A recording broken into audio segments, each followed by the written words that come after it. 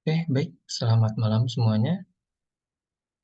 Di sini izinkan saya untuk, mempresentasikan sebuah kasus yang sedang mencuat, yang terjadi pada tahun 2016, yang di mana kasusnya adalah seorang perempuan yang bernama Vina, yang,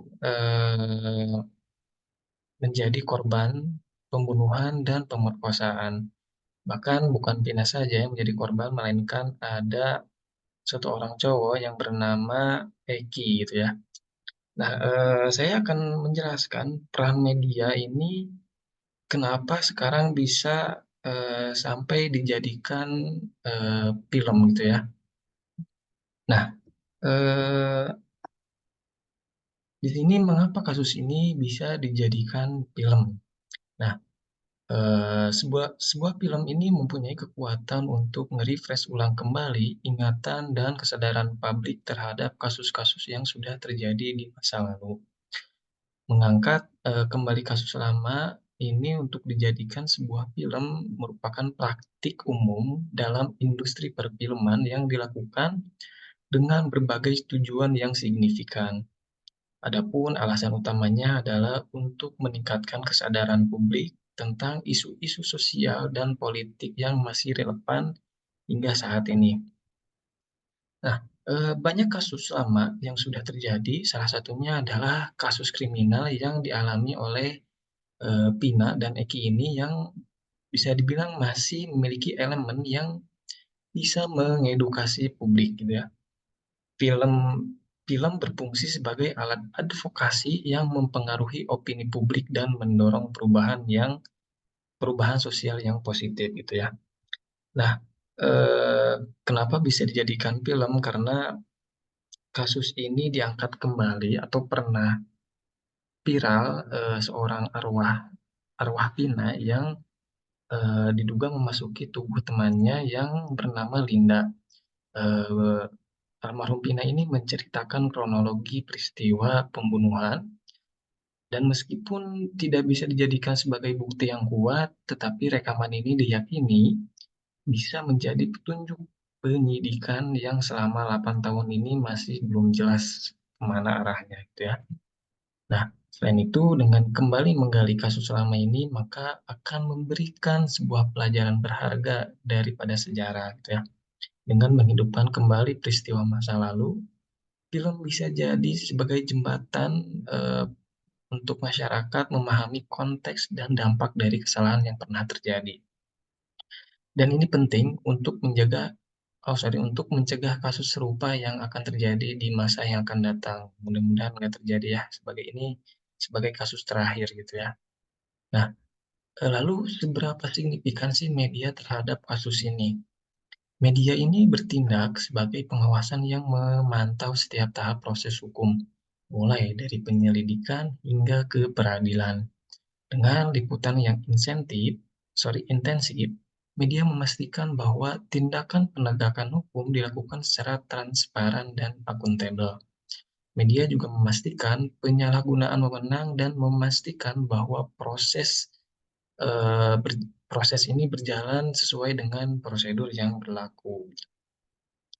Nah, eh, media ini juga memiliki pesan yang apa? Peran media ini mencakup beberapa aspek penting, di antaranya media meningkatkan kesadaran publik tentang kasus ini dengan memberikan informasi yang akurat dan mendalam. Media juga membantu masyarakat untuk memahami konteks dan perkembangan kasus Pina Cirebon ini. Kesadaran publik yang tinggi dapat meningkatkan tekanan terhadap pihak berwenang untuk bertindak secara adil dan profesional. Media juga mempunyai kemampuan untuk membentuk opini publik melalui pemberitaan dan diskusi yang dapat mempengaruhi tindakan penegakan hukum dan pemerintah. Kemudian, media juga menyediakan platform bagi korban dan keluarga mereka untuk menyuarakan keprihatinan dan kebutuhan mereka. Dalam kasus ini, liputan media yang memberikan ruang bagi suara korban bisa membantu mereka untuk mendapatkan dukungan publik dan memastikan bahwa kasus yang mereka tangani bisa dengan serius gitu ya. Ini juga bisa menambahkan perspektif manusiawi pada kasus hukum yang sering kali diabaikan dalam proses formal.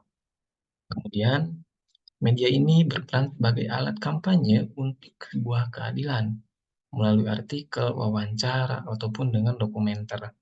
Media bisa mengadvokasi reformasi hukum atau perubahan kebijakan yang diperlukan. Kampanye media yang efektif justru bisa mendapatkan sebuah dukungan yang luas dalam penerapan kebijakan yang lebih adil dan perlakuan yang lebih baik terhadap korban. Dengan ini, media juga tidak hanya sebagai informasi, namun juga bisa berfungsi sebagai kekuatan pendorong untuk perubahan positif dalam sistem penegakan hukum. Nah, eh, ada contoh lain yang berhubungan dengan media, yaitu salah satunya adalah tentang kasus Novel Baswedan. Mungkin di sini teman-teman udah tahu ya siapa Novel Baswedan.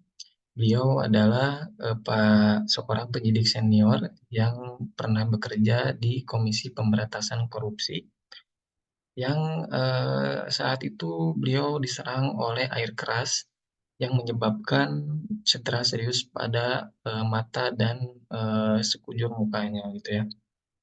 Nah, adapun peran media tentang kasus Novel Baswedan ini itu menjadi sorotan nasional dan internasional setelah ramai di berbagai media sosial.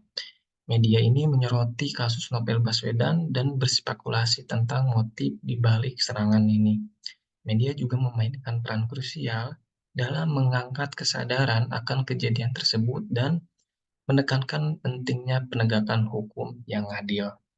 Kemudian, di balik ada peran media, ada tekanan publik juga setelah ramai di berbagai media sosial. Lalu sekarang ada tekanan dari publik kepada pemerintah. Nah, liputan media yang ramai dan beredar luas memicu dukungan publik untuk seorang Novel Baswedan.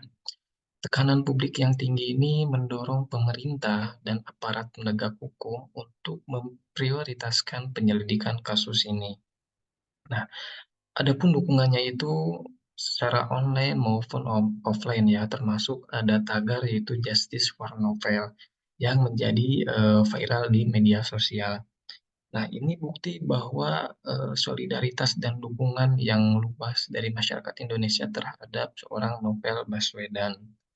Kemudian perkembangan hukumnya, meskipun hingga saat ini perkembangan hukum dan penyelesaiannya belum menemui titik terang atau belum memuaskan, namun peran media di sini sangat penting dalam menjaga kasus Novel Baswedan ini agar tetap menjadi prioritas bagi pemerintah dan aparat penegak hukum.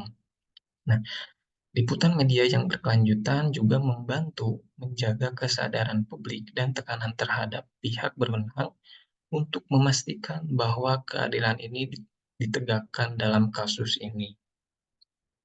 Kesimpulannya adalah peran media dalam kasus yang telah terjadi memberikan kekuatan yang luar biasa dalam mengawasi, membentuk opini, dan memperjuangkan sebuah keadilan.